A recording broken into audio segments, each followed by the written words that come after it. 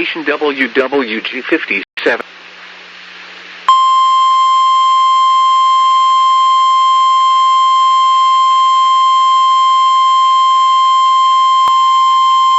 The urgent weather message for the following county: Marion, Ohio. The National Weather Service in Cleveland has issued a tornado warning for western Marion County until 1:30 p.m. Eastern Daylight Time. At 12:56 p.m. Eastern Daylight Time, a tornado-producing storm was located over Kenton, moving east at 20 miles per hour. Hazard: damaging tornado and ping-pong ball-size hail. Source: law informant confirmed tornado near Kenton. Impact: flying debris will be dangerous to those caught without shelter. Mobile homes will be damaged or destroyed.